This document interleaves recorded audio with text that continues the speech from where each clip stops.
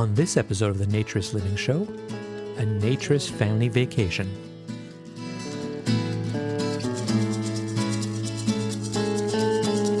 This episode of the Naturist Living Show is brought to you by Bear Oaks Family Naturist Park. At Bear Oaks, we offer traditional naturist values in a modern setting. Free your body, free your mind. www.bearoaks.ca.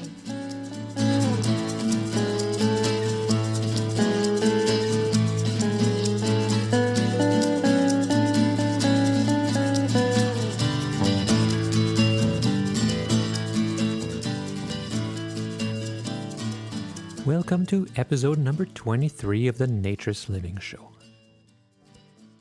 My name is Stéphane Deschênes. I'm your host for this episode and the owner of Bear Oaks Family Naturist Park. And yes, this is episode number 23. And I want to thank you, all you listeners out there, because you keep listening and more of you are listening every day. And I really appreciate it because I don't make much money at this. Well, I don't make any money at this, really. But I do get something out of it. I do get the appreciation. But this winter, I got a little bit more. And this is my disclosure. I took a vacation. And I took the vacation to Cypress Cove as a family. In fact, myself, my wife, my two kids, and another family decided to go down to Florida. And we picked a naturist club that we really like that is very much in tune with our values for naturism and the values of naturism. In Cypress Cove. But because the Naturist show is so popular, I proposed to get a little something back from the owners for featuring them on this show. So I want to thank you, all of you, for listening because you did help me get my vacation last winter.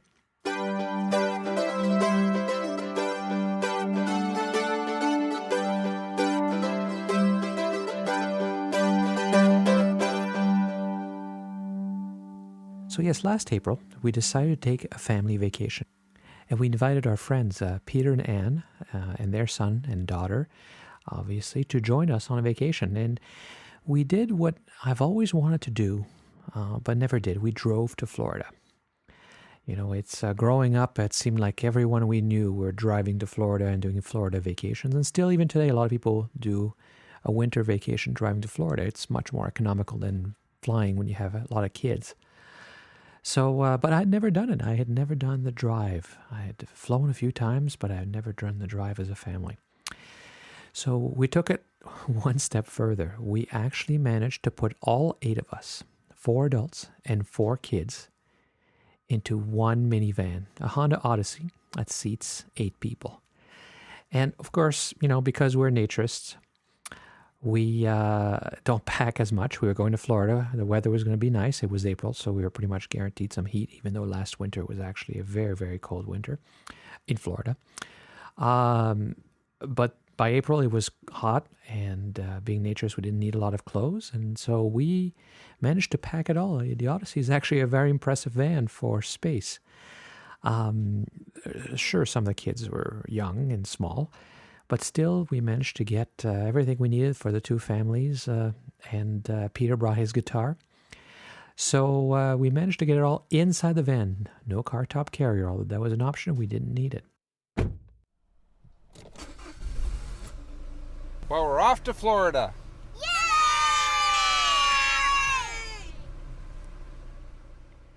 And we did it in basically one day, 24 or so hours of nonstop driving. That may sound horrible, but things are different today than they used to be, and kids have lots of entertainment option. The Odyssey, it was an ARF van. It was Peter and Anne's van.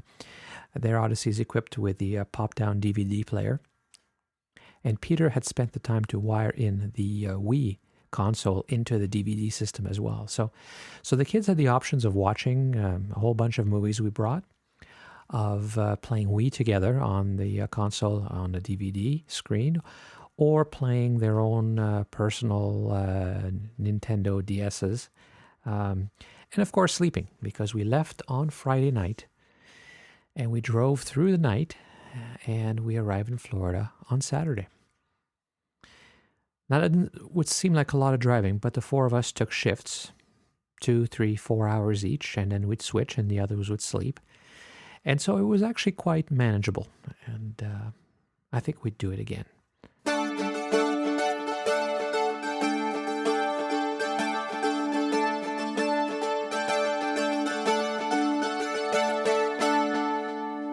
So we left Ontario just after dinner on Friday evening, and we quickly crossed the border. Crossing the border is not a very long distance from most parts of southwestern Ontario. The customs agent did ask where our luggage was.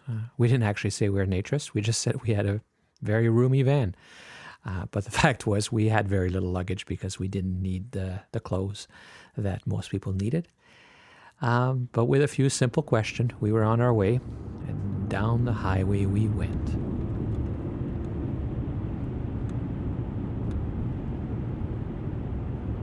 Most of the travel was through the night, and we arrived in Florida about midday the next day. Here we go. Here comes mile 0 Florida State Line. 3, 2, 1. Yay! How many hours has it been? Hours. Too many. Loads. We've gone 17 hours and 22 minutes. Yes, we've gone 1,087 miles. Wow. 119 miles left. So yes, getting to the Florida border took us 17 hours and 22 minutes. So that was, about 1,750 kilometers, or as we said, 1,090 miles.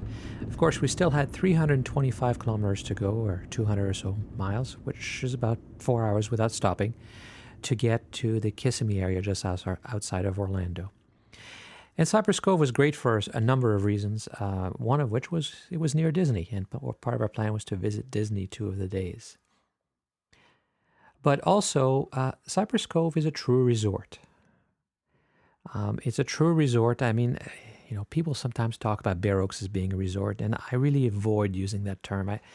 I think that's an overpromise. To be a resort means to be a pretty large place with lots of people, lots of accommodation, lots of permanent rental accommodations, rooms and chalets and that kind of thing, and amenities and restaurants that are open all the time. And while we have a little bit of all that in Bear Oaks, I think to call it a resort would be truly a stretch. But Cypress Cove truly is a resort. There is a residential section. There are members that are year-round. But the resort has a number of rooms for rent. We had a wonderful setup, actually. We had a full apartment. It worked very well for 2 families because we were able to work and cook together. And the kids all slept in one large bedroom, which is sometimes a separate bedroom. On its own, it can be rented. It has 2 queen beds. But that has a connecting room to the full separate 1-bedroom apartment next to it, which has its own living room and kitchen. So the connecting room meant that we had 2 full separate bedrooms with a total of 4 queen beds. The adults decided to sleep in one room and put the kids in the other so that we could put all the kids to bed at night and still stay up and play cards and chat and watch TV and just relax. And the kids, of course, enjoyed having their own room and having fun on their own. And it was a little challenging putting them to bed at night, but they had a good time. But that layout did allow us to make all our meals together. We were able to get up in the morning and cook breakfast. And what's for breakfast? Well, bacon and eggs today. Nice. It's a commonly held misconception that you do not fry bacon in the nude. Yeah, you are nude and you're frying bacon. Doesn't it hurt? Well, bacon tastes much better. Yes, I'm using a spatula rather than my fingers or any other body part. That's good. You should not flip bacon with your bare fingers. No. But actually, it's a commonly held misperception that you should cook your bacon hot. Bacon tastes much better, and I think is fried more thoroughly when cooked under a medium temperature, and you don't get splattering. I got a couple of splatters on my wrist, but the rest of my body seems to be fine. Well, you don't generally wear clothes on your wrists when you're frying bacon anyway. Perhaps I should. Maybe you should. Yes, your wrist, that should be covered. They should invent a wrist bacon device to protect your wrist whenever you are making bacon. And in fact, I see just standing here, that really none of the bits, as people like to say, are above the pan anyway. Yes, none of the bits are touching the pan or above the pan, so the bits seem to be fine. Yeah. Oh, here comes the children.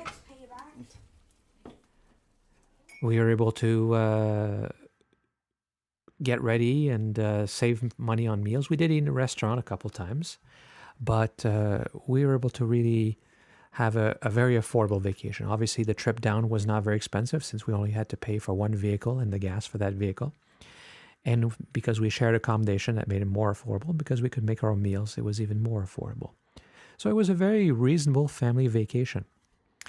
It was also fun living as a community because living as a community, I mean, in a naturist environment, because everything we needed, there was a small store, there was a restaurant, we had our very comfortable accommodations, but we could live a true naturist life for a change, except for when we went to Disney a couple of days, of course.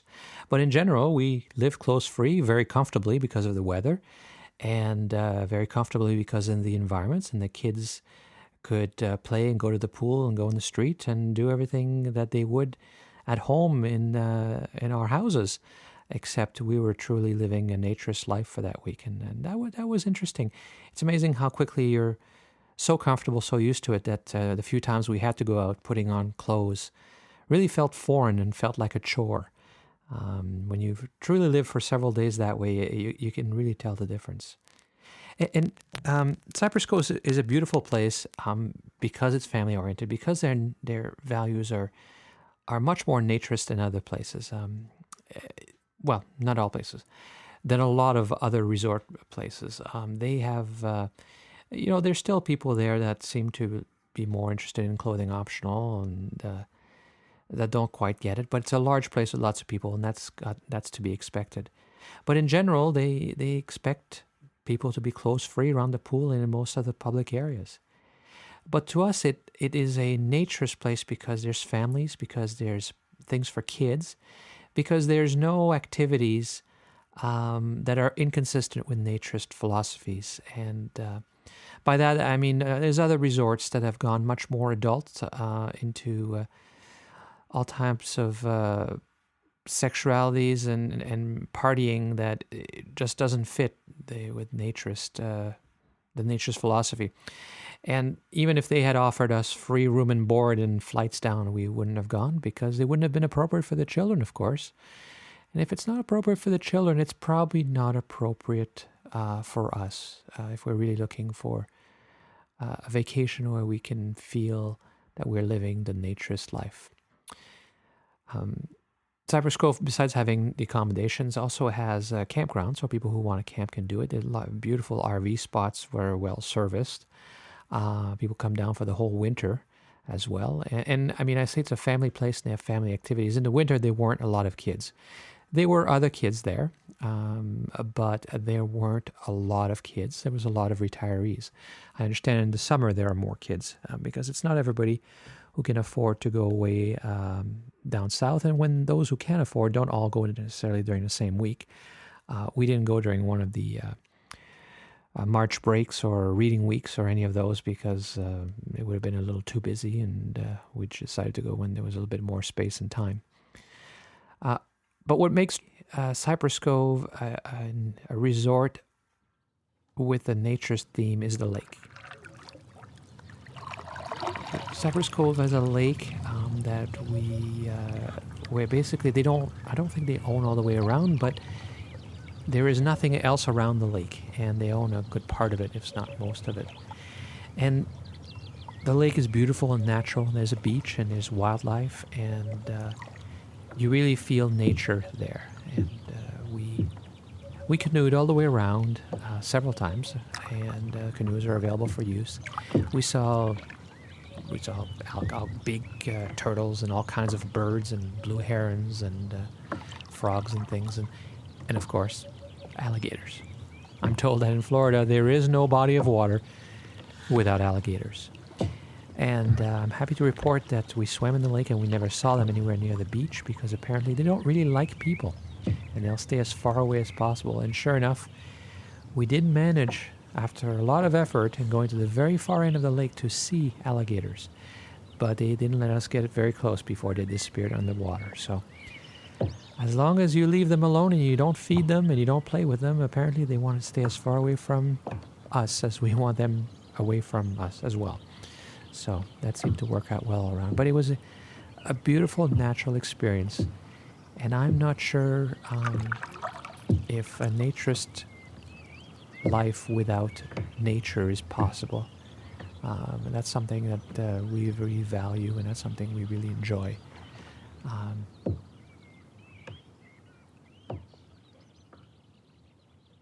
And the pool is beautiful.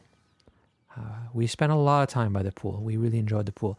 The pool at Cypress Cove is truly set up like a resort. There's actually two pools, the older pool, which is smaller, and the new pool. The new pool is massive, very much like something that you'd expect to see in a resort in the Caribbean. Surrounded by a number of small huts with different amenities. There's one that's a health fitness club where you can work out and do weights and do the machines. There is another one which is a store that sells a lot of things, and ironically, of course, clothing. There's another one that has a kind of community center. There's another one with games and a little library. There is a massage where you can get a massage hut. There's a little massage hut, cabin around the pool where you can get a massage. And there's another one that houses a hairdresser. And we did get haircuts. Several of us got haircuts while we were down there.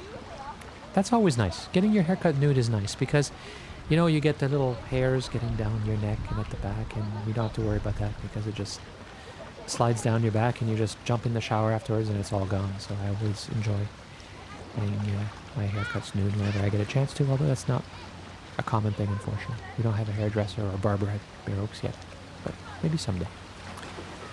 And there is also, of course, Cheeks.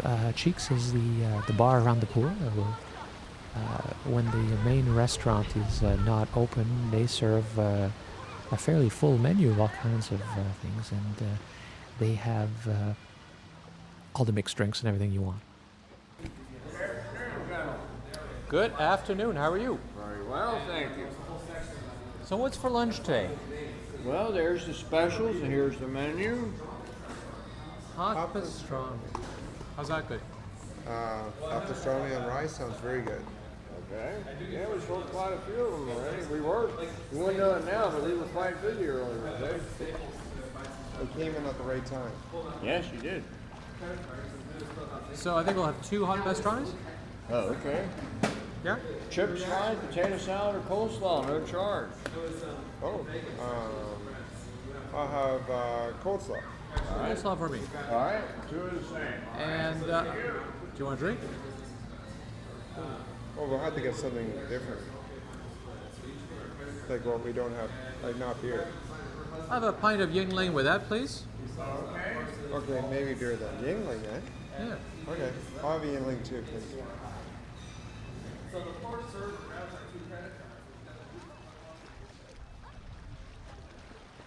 And it's a nice central spot where you can get that real getaway. We enjoyed our pina coladas sitting by the pool, watching the kids have a good time in the water. It was nice. It was wonderful, really. One of the most interesting parts about Cypress Cove, actually, is this subdivision area. There's a whole area that is very permanent houses with paved streets and curbs and fire hydrants and homes and beautiful landscaping because, of course, it's Florida and everything grows easily and becomes lush foliage very, very quickly. And so a few mornings, Peter and I actually went for runs around the subdivision.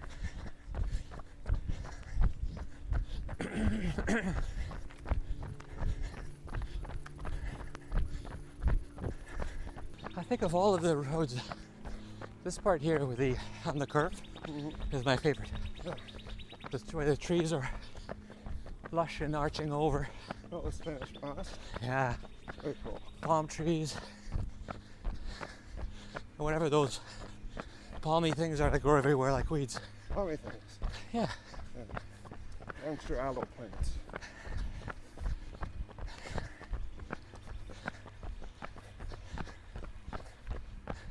Oh, they're scaring the people on bicycles. Yeah. Good morning.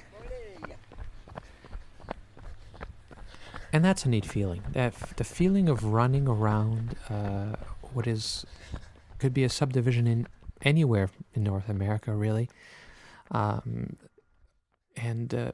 feeling comfortable running and not having sweaty clothes when you're running sticking to you, and waving at the people as they are up in the morning having their coffee or picking up their newspapers. It all seems so much more civilized. I know that some people think that being nude is somehow primitive and savage, but it feels so much more human and natural as we were running around their residential neighborhood at Cypress Cove. We ran, of course, but there was also lots of other activities for people who like to play tennis, for example. There's a number of tennis courts, and you could also obviously swim. You could work out in the gym. So lots of things to do, and certainly the kids could have been there a whole week without ever leaving and have been happy discovering and playing with all the nature and things they could do. And there's a beautiful playground for them as well. And of course, the pool is incredibly attractive for children. But sometimes as adults, it's nice to have a little time on our own. And we had one night where we left all the kids in charge of my eldest son, who's 13 years old. He became the babysitter. And we went out for a nice dinner at the Lakeside Restaurant, which is a full-service sit-down restaurant, white tablecloth, linen, and everything else. And had a very nice dinner. The food was quite good. I mean, it certainly, it probably wouldn't win any awards as a restaurant, but it would stand up to any good family restaurant I've ever been to, and the food was quite tasty, and we had a nice glass of wine and some drinks before and after dinner. And we enjoyed it, and it was really nice. It was really nice, again, to not have to put on the clothes, to not have to have the pretense, and it really showed that you could have a nice, comfortable evening out with all of the normal trappings you would expect, but you don't need to have the ties and all of the stuff. I mean, sometimes it might be fun to get dressed up, I guess, but most of the time you feel you do it because you have to, and here it was just as fun and romantic and lovely to get away and feel pampered as anywhere else, except it just felt a little bit more comfortable.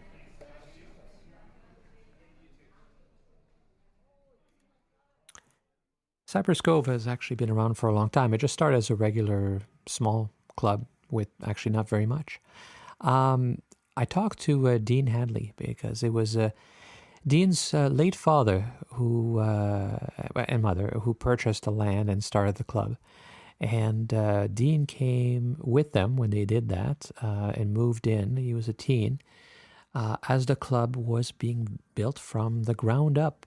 And so I sat down with Dean to get the history. My folks joined Sunny Palms Lodge down in south of Miami. Not the sunnier Palms that's now up in Fort Pierce, but the original Sunny Palms back in 1949. And in the late 50s, I believe it was in 57, the longtime managers, they had been there since the beginning, pretty much the beginning, I believe, and the club was about 10 years old by that point. They left to pursue other interests, and the owner, being absentee, living in Philadelphia, he hired managers, and they weren't always successful. My dad wound up being heading up an advisory committee that acted as liaison between the owner and managers. And that put him close enough to the management of the club that he really thought that he knew how it should be done. and always thought, if I had my own club, this is what I'd do. And basically, he, eventually came to the conclusion that he was going to have his own club. And in the early 60s, just serendipity, they were visiting friends in Orlando and found the property that is now Cypress Cove and looked at it and said, this is our club. They weren't really planning to do it at that point. They were going to wait until a little bit later in their lives, but all of a sudden it was here, and they said, you know what, we got to jump at it. And here we are. So it was already a club when your parents bought it? Oh, no. It was a raw, an orange grove with a bit of cleared land on a lakefront. That was it.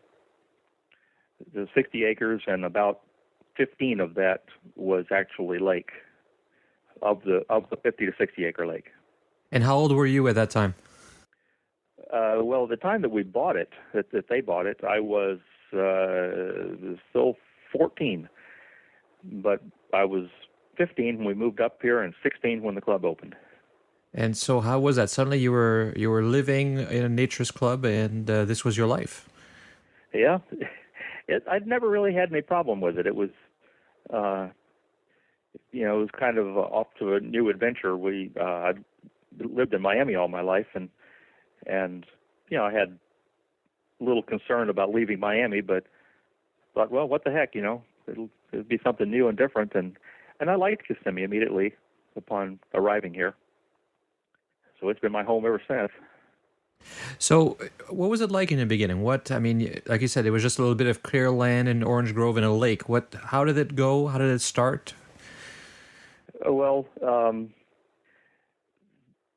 during the year and a half or so that before, from original purchase to actual opening the club, my folks in the first year, my folks would visit and just kind of enjoy the lake, and we had nudist friends that would come and visit up from Miami or from a Tampa area that because of Lake Como, we had a number of friends over in that area.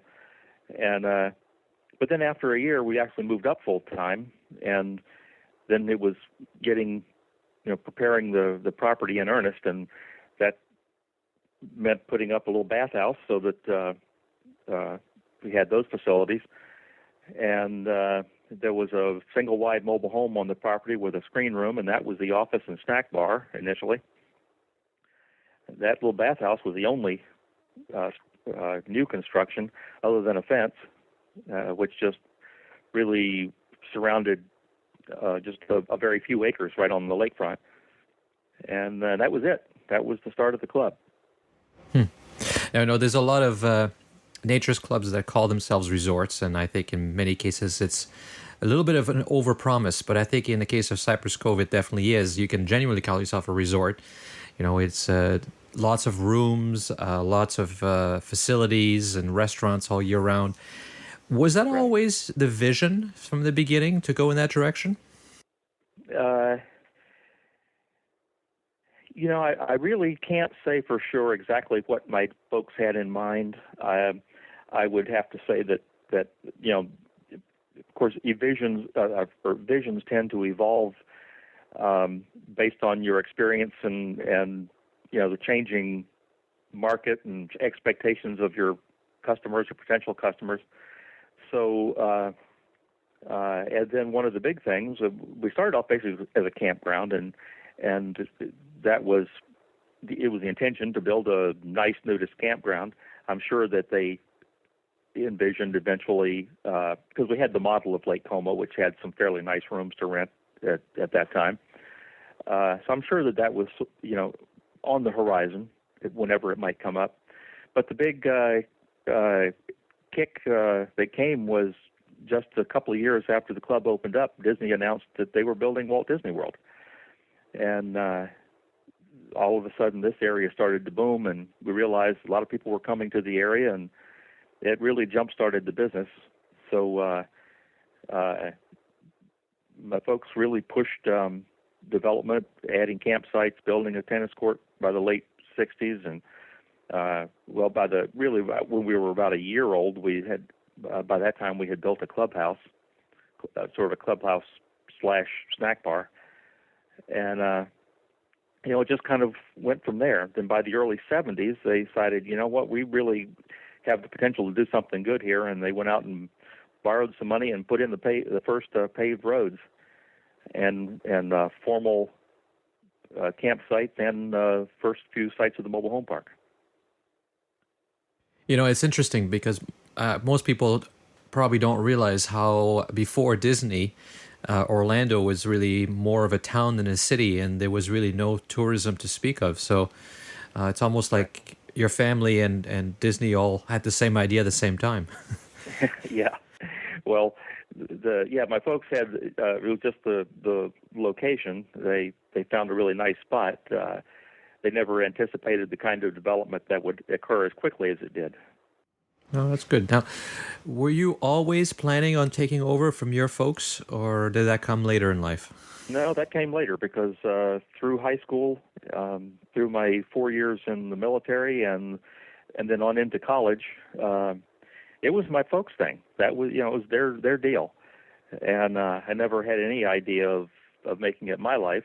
But I had actually started college straight out of high school, and then wound up interrupting it for a few years in the Coast Guard, and then came back to.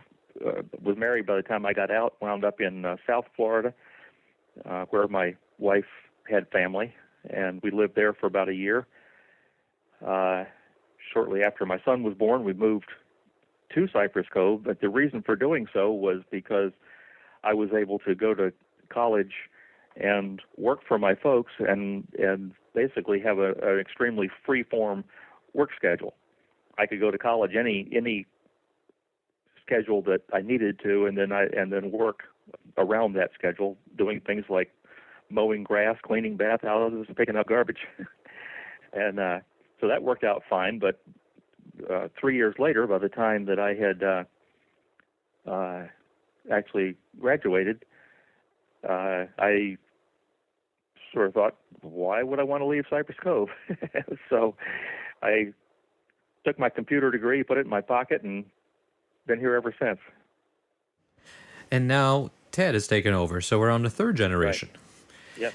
So was that difficult for you to step back and give up the reins? No, not at all.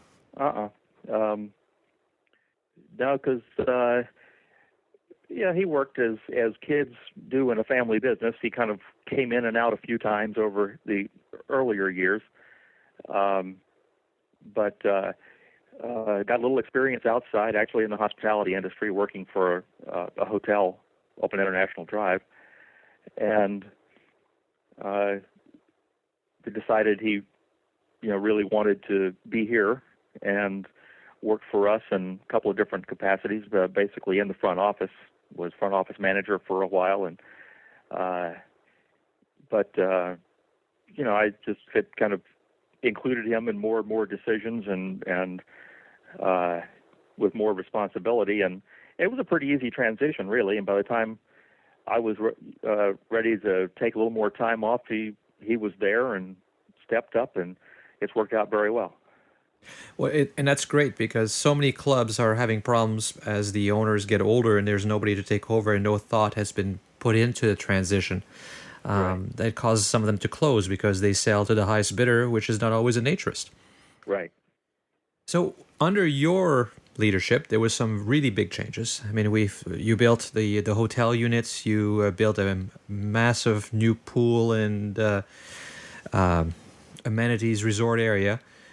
That was a lot of money. That's a bit of a risk. Well, the hotel, the plans for the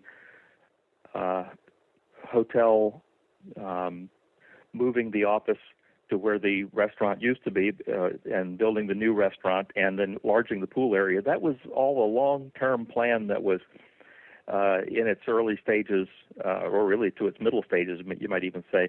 But while my dad was still alive, the first 4 villa buildings were built a couple of years before he passed away. Then the first big project that I did was the office expansion, which we actually had designed before my dad died, and we wound up starting construction of it just about immediately after. The restaurant had just opened up, and then within the next year or so, we had built the last of the villa buildings. Then that was all stuff that had kind of been in the pipeline with my dad's input. And then some time went by, a few years, and it was when we did the big pool expansion. Did that in 1999 and 2000. And so while that had been envisioned, there really was no design in mind. And I'll have to say that, the new Cheeks Pool Bar and then the pool expansion was all on my watch. And so that was a major investment. So was it worth it? Yeah. Oh, I'd say so. Yeah. The business has grown, and we have lots of events when we fill up the area. That new pool area is quite well appreciated and heavily attended. So we're glad we have it. But Dean is now retired, and he's passed the torch on to Ted Hadley, and Ted is taking it on, and he's seems to be doing a good job and has lots of plans. So I sat down with Ted to discuss what it's like to run such a large naturist resort, and what he thinks the future of naturist resorts are. Okay. Cypress Cove is a large family nudist resort in Kissimmee, Florida. We have nearly 300 acres. About half of that is wetland, and the other half is divided among the resort and the mobile home park. We've got a large permanent residence, 225 mobile homes. We have 100 RV units and 84 hotel rooms. We've got a large pool area with 2 swimming pools, 2 hot tubs, gym, boutique, hair salon, game room, clubhouse, nudist library. And then we also have 2 dining facilities, the Lakeside Restaurant, which is on our 50-acre private lake, and Cheeks Bar and Grill, which is right in the middle of that pool area. Additionally, we've got great sports facilities, including sand volleyball, tennis, 6 tennis courts, petanque courts, shuffleboard, horseshoes, mini golf. We have a 9-hole chip and putt golf course that's a lot of fun. So you said you have permanent residence. This is one place where you can actually live a completely naturist life all year round? Yes, and a lot of people do. There is a fairly significant portion of our residents that have a home up north as well that they go to during the summer when our summers get a bit torturous. But there's certainly no better place to be in the wintertime. And our residents are just packed full, as well as our RV park and our hotels during the wintertime. So how many members, visitors, what kind of numbers do you do here at the park? It's difficult to track visitors, but we certainly have in the area of 3,000 members, and well over half of that is full members, which are, that's our most expensive membership, but that's also the membership that's represents people that are here a lot, that either live in the area, live in the park, or camp long term. And it looks like from going through the campground that most of your campsites are full. So if you want to come camping here with your RV or your tent, do you need to make reservations? Oh, definitely make reservations. Tenting is a little different. We have an area that we call overflow on the lake, and we've never turned anybody away from overflow. If you can dry camp, then we always have a spot available at Cypress Cove. We'll put you in somebody's front yard if we have to. But as far as our facility services go, it's mostly full hookup. We do have some water and electric only sites. They are, a high percentage of them are booked long term, both in the winter and the summer, which reduces the availability of weekend sites quite a bit. There are more available during the summertime, certainly, than the winter. In the winter, we have a large, very large waiting list. People often wait years before they're able to get a 6-month site in the wintertime. The summertime is booked fairly heavily as well by long-termers, but the market is different. They tend to be, many of them are people who live what we call drive distance, 2 to 3 hours from the resort, and they'll set up their motorhome for the long-term camping period, but they work, and then they'll come out on the weekend, and the advantage is that they don't have to tow a camper back and forth. They have kind of a permanent home away from home during those summer months. So clearly, it sure looks like it's a very successful and hopefully profitable business. Would you say, in this day and age where a lot of other resorts and naturist clubs are closing, they say for financial reasons, is it possible to be a financially successful naturist resort? Oh, definitely. I would say we have grown more and more financially successful and independent over the years. As we've grown, we've really evolved into a position where we have a very varied business model. We've got memberships, RV, hotel, mobile home park, and even when one of those takes a dip due to economy or other weather, other factors, we have sections of the resort that are still going to do well no matter what. The mobile home park is going to produce steady revenue no matter what the weather's like.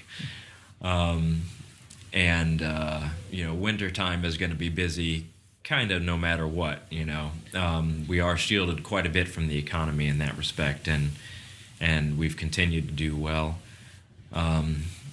We are not 100% debt-free. We were on schedule to be debt-free until we had those nasty hurricanes in 2004, and discovered that we were woefully overinsured and underinsured at the same time, paying far too much for insurance that covered far too little and repaid far too little. So we had a lot of expenses in rebuilding from the damage from the 3 hurricanes that hit us all within 6 weeks. The most expensive item of which was our brick wall that we wrapped around the front of the resort. That's something that we'd always wanted. Previously, we had a 10-foot tin wall that was affectionately referred to as a junkyard fence.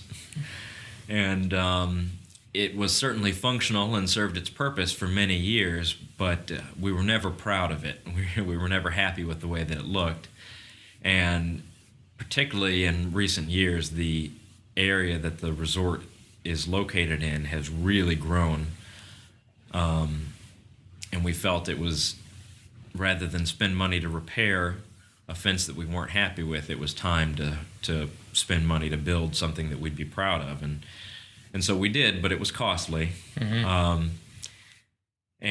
Since then, we've really invested a lot into the resort.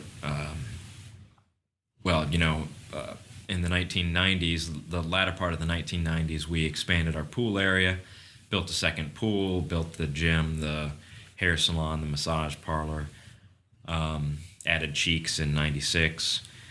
And then 2004, we added the brick wall. We've upgraded all of our camping to 100 amp service, which was needed desperately, but terribly expensive. Mm-hmm. And one of those things that, the campground's full anyway, so it's not really a payback. It's just something that needed to be done. Currently, we just finished resealing our roads. We are in the process of revamping our utilities, which is another, we have independent utilities, water and sewer, and it's an expensive project, but and another one that doesn't really pay back from the guest point of view, but is needed to keep the longevity of the resort. We've just in the process of finishing wrapping a seawall around the lakefront, which looks really nice and protects from erosion. So, I would say in the last 10 to 15 years, we've spent millions of dollars in reinvesting in the resort, making sure that the facilities are top-notch. We've refurbished the hotel, we've refurbished the restaurant, And we are one of the few large resorts that's still family owned and owned by the same family for the history of the resort. And we do get concerns from people that say, well, how do we know that you're not going to sell? They're relying on the Hadley family running Cypress Cove the way that they're accustomed to it being run.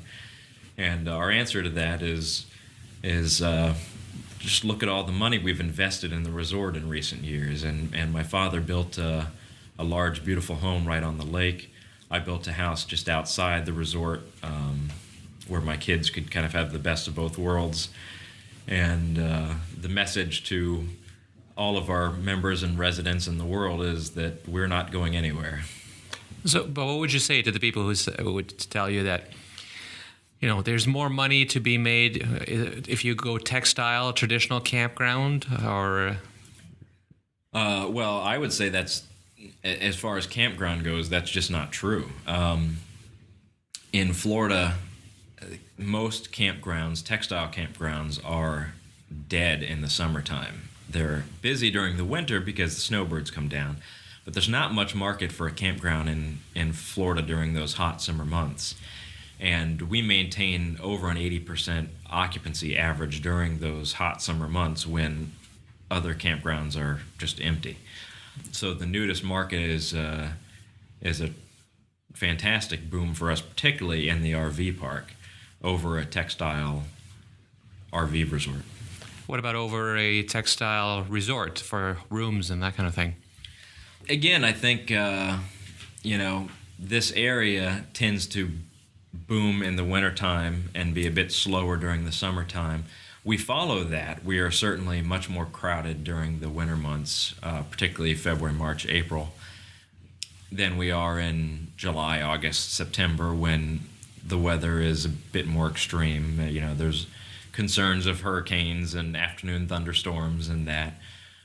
But we are, a large first-class nudist resort. We're the only one within an hour-plus drive in this area.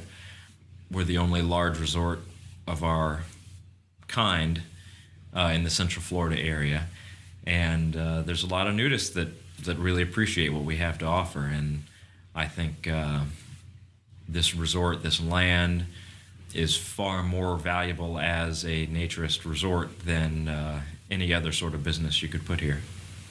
You're also the only family-oriented naturist resort nearby that's 20 minutes away from Disney. That's true. Disney is just the top of the list of tourist attractions in this area. It's funny, we've tried over the years to really tap into that family tourist market. And, while there are people that come and stay, particularly in the wintertime, for 2 or 3 weeks, and they'll take their kids to Disney, the reality is that Cypress Cove is a destination resort of its own. And far more people come to Cypress Cove and don't go to Disney than come to Cypress Cove and go to Disney. I think the people that come down for a short-term vacation with their kids and want to go to Disney prefer to stay on Disney property and really make a Disney vacation out of it. And the people that come down and want to make a nudist vacation out of it stay at Cypress Cove and don't spend much time at Disney. Well, interestingly enough, actually, our kids, as much as we had a good time at Disney yesterday, don't want to be at Disney the whole time. They're having such a great time here. So it is a great family naturist resort. There's the beach, there's the pools, there's a playground, which you don't see, strangely enough, in a lot of the naturist resorts anymore. What about that side of the business? There are other large resorts that have gone to a more adult theme or even right away from naturist values. Is that still a viable business, or do you think that there's more money in the other area? Well, certainly over in Tampa, a couple of the clubs over there have recently withdrawn from their charters from Anner and gone to a bit more adult-oriented, lifestyle-friendly business. And, they're prospering. I mean, they're doing well in that market. I think that we're proud to be counter-programming to that. Cypress Cove has always been traditionally a very family-oriented nudist resort, a very conservative nudist resort, far more so than even some of the smaller clubs. We try not to be overly restrictive, but we adhere very strongly to our naturist values. I was brought up in this resort. You know, I was raised in Cypress Cove, raised with conservative family naturist values, and I just shiver at the thought of of ever allowing any sort of sexualization of our nudist park. We don't allow lingerie. I know a lot of clubs do. They have fun with that, but it just opens the door to behavior that we're not comfortable with, that I'm not comfortable with. I think, in a way, what's happened in Tampa almost helps to differentiate us from those resorts. It creates a clearer line between the nudist experience that you want and that you'll get when you come to Cypress Cove versus those clubs over there. And there's a lot of naturists that kind of have one foot in both worlds, and that's okay. When they feel like letting their hair down and being a little bit naughty, there's places to do that. And when they feel like relaxing by the pool and being in a very safe, comfortable, relaxing, conservative nudist environment, they come to Cypress Cove. And we're happy to provide that opportunity. That's very good. I actually met some people from the UK. Do you get a lot of visitors from Europe and other parts of the world? We do. I think Cypress Cove follows a little more closely what European naturists expect from a nudist resort. They tend to have similar conservative and/or family-friendly values, and they, if they're going to travel all this way, they'd like to find a full-featured resort. And I think Cypress Cove fits very well into that market. And so we do get a lot of particularly British, German, Dutch, some French.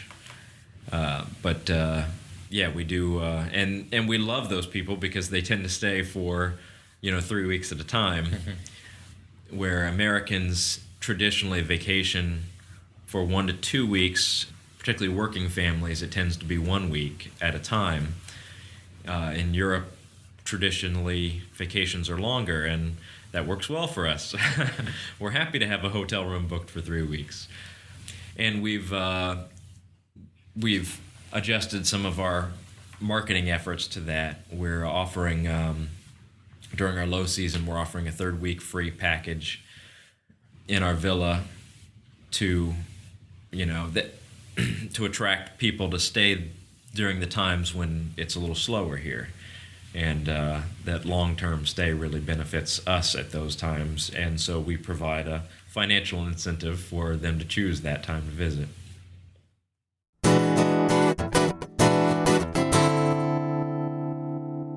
Well, that's all for this episode of the Naturist Living Show. Thank you again for listening.